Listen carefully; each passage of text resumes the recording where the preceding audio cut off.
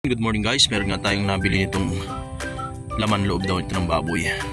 Nabili natin sa murang halaga lang. Yan, lilinisan muna natin siya bago natin siya ilaga guys. Lalagyan natin siya nitong mga tawas muna. Gugumusin muna natin siya guys sa tawas. Ayan.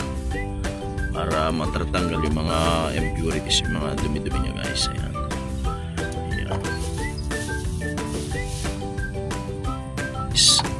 Gumus natin ang tawas guys ay hugasan natin ng tubig.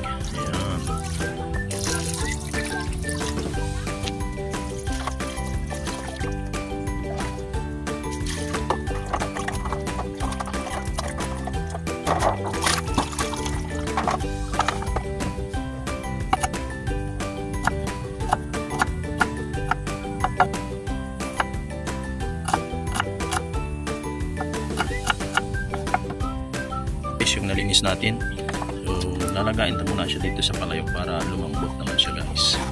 Ayan, dagatan muna para linisan pa rin. Ayan. So lagay na natin yung mga pampalasang sangkap natin. Tingasin para may lasa na siya guys. Ayan. Itong bay leaf kaya guys ay pang ano din, yung pampabango din natin. Lagyan tayo ng bay leaf. Ayan. So hindi muna natin din siya tutubigan, lagyan tapan-tapan lang siya lang at maulan. Kaya lang natin siya guys. Lalambutin muna natin siya ng ilang oras. Ayan.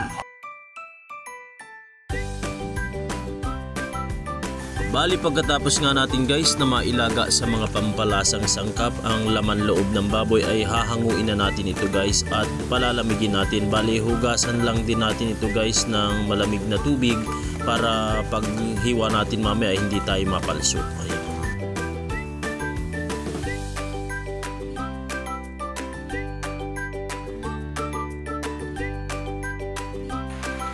At dito nga guys ay hinati-hati na natin sa maliliit na bahagi ng pagkakahati ang lamang loob ng baboy na ating lulutuing adobo.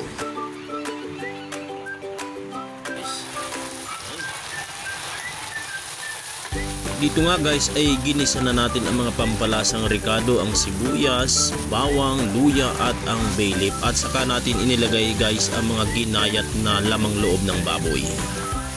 Dito nga guys ay naglagay na tayo ng pamintang durog at saka naglagay na rin tayo ng nor cubes para lalong mas masarap ang ating adobong lamang loob ng baboy. At saka imekos-mekos mo lang yan insan para manuot ang lasa sa bawat parte ng ginayat na lamang loob ng baboy. At naglagay na rin tayo dyan ng itim na pato at ng magic sarap at ng oyster sauce para lalong manuot ang lasa sa bawat parte. Syempre hindi mawawala yung siling panganghang natin. Naglagay na tayo dyan ng sili saka ng kamatis para may konting asim at hinalo-halo lang din natin siya guys.